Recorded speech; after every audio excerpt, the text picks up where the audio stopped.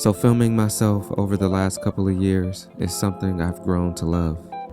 And honestly, learning how to film myself has made me 100 times better at filmmaking and filming other people. I've become my own muse and the star of my own film. In today's video, we're going to be talking about some things I do and think about when filming myself, and how it makes me a better filmmaker, and hopefully you guys can take some of these tips and become better at filming yourself as well. This is called Romanticize Your Life. How to film yourself, part 2.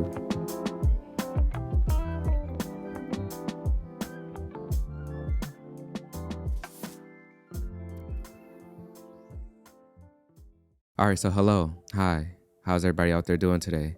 It is of course your boy Volandis back with another video. And in today's video, we're going to be talking about how to make your life look like a movie, how to film yourself essentially. Now, if you are not new to this channel, you know that for one, I always film myself, and I have been filming myself for a very long time. And you also know that I've already made a video about how to film yourself. If you want to go check that one out, it is linked in the description below. This video is probably just going to be an extension of that video. Well, not probably, it is an extension of that video. Now, if you're like me and you don't have any friends or anyone to film you, then you know the challenges that come along with filming yourself. You know how frustrating, exhausting, both physically and mentally filming yourself could be. And then clearly that comes with challenges of its own, like not being able to move your camera or not being able to rack focus. And those two things alone are very essential when it comes to storytelling and making films. But for me personally, I don't let not having friends deter me from making videos of myself. It may take a little bit longer. I may not be able to do certain things, but I'm always going to film myself and make it look as cinematic as possible, because that's what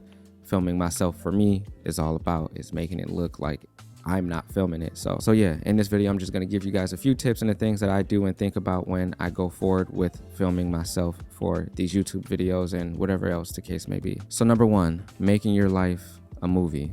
And for me, that means a couple different things. Now, if you're like me and you watch a bunch of movies and you're inspired by the movies that you watch, also, if you're not following me on Letterboxd, hit the boy with a follow over there on Letterboxd. Stay in touch. Let's talk about movies. But if you watch a lot of movies or films or videos on YouTube, then you get inspired by directors and filmmakers and cinematographers, then you try to take a little bit of all of those things and apply it to your own everyday normal life. I think a lot of times people get in their heads and they think that everything that they film may have to be the most inspirational, most extravagant, most interesting thing that anyone has ever seen. But I'm here to tell you that that is not the case. For me, I can film anything in my home and try my best to just make that cinematic and make these boring things and everyday things look as interesting as possible.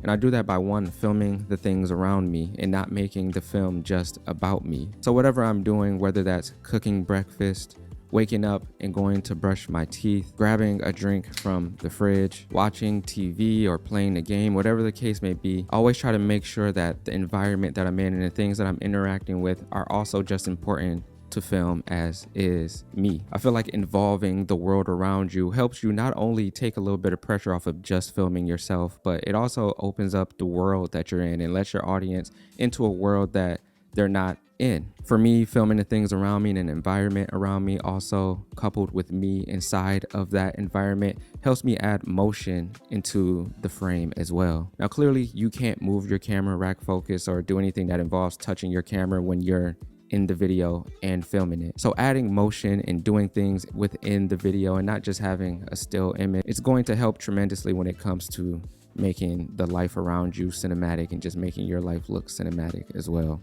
I also want to say to embrace still static shots. Static shots are one of my favorite shots ever. I do a lot of static shots for obvious reasons, but outside of that, even when I am filming someone else, I always use and implement static shots into my videos because I think they're powerful, and if done the right way, they can, change a lot about the videos you're making. So embrace the static shots as well. So yeah, implement the world around you and make sure you're filming more things than just yourself. Secondly, I do think I mentioned this in my first video, but I do think it's super important that since you can't focus on moving your camera movement, any of those things, it is very important to focus on the things you can control, like lighting, composition, sound design, set design, wardrobe, whatever the case may be, whatever extra things you have to do to make sure your video looks better, since you are at a disadvantage and a little handicapped when it comes to moving your camera. For me, I love focusing on these other things and then implementing myself into the frame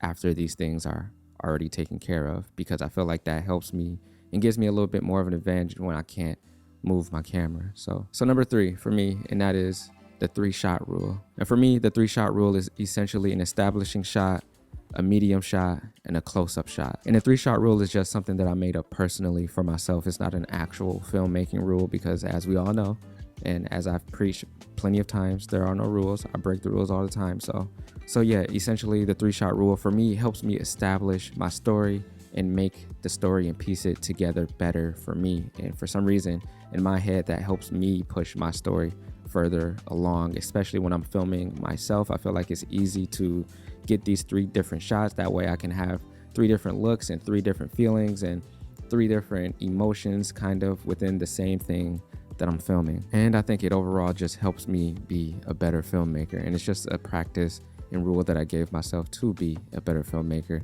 because I started filming myself.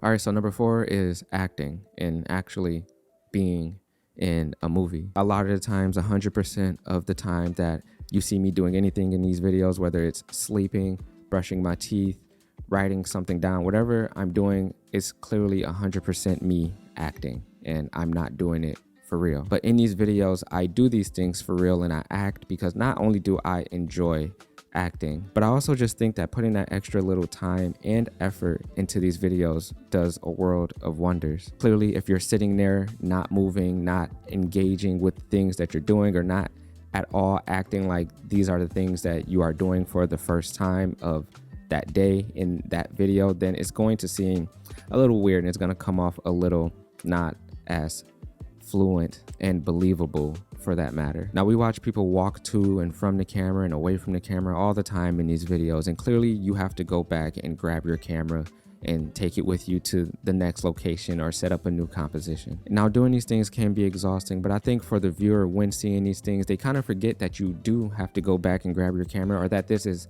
not real at all, but it puts them in a space and a mindset that these things are real, and it makes them engage and interact and think about the video a little bit more when you do these things. So yeah, if you're opening a window on camera, make it look like you're opening that window for the first time. If you're brushing your teeth, make it look like you just woke up and you brushed your teeth. I hope y'all are actually brushing your teeth and not just for videos, but I digress. If you're waking up, make it look like and seem like it's the first time you woke up all day. Clearly this isn't the case, but acting in your videos and actually engaging with the video and being present and in your video is good, and it does wonders for the people in the audience viewing it. So yes, act, be in a movie, because your life is a movie. Another thing that I think is helpful for doing these videos, and I think probably the most important thing, and I might have mentioned this in my last video about filming yourself, but I still think it's the most important thing when it comes to filming yourself, and that is being creative. Now, clearly you can just set your camera up and step in front of it or whatever the case may be, but I do think taking that little extra time to find interesting compositions, or to film something in an interesting way, or to make sure your light is interesting somehow, and being creative in those ways helps push these videos forward, especially when it's just a video of you. A lot of the times I like to do unconventional shots that sometimes aren't normal or what people would do all the time. I think giving life to the lifeless things in your videos helps push those videos further, and helps it seem like you're also filming more than just yourself. Even when these things have everything to just do with you, A lot of the people that I watch here on YouTube and even the directors and filmmakers that I watch find amazing ways to be creative, and that's why their videos and movies stand out to me. It also gives me inspiration to be creative and to find things on my own and to look at things differently and to view things in a different way than I normally would. I think when it comes to filming yourself, you are the director, the movie star, the gaffer, the cinematographer, and everything above. So it is up to you to create your own movie of your own life. And if your life is boring, that's okay, because everyone's life is boring somehow, some way.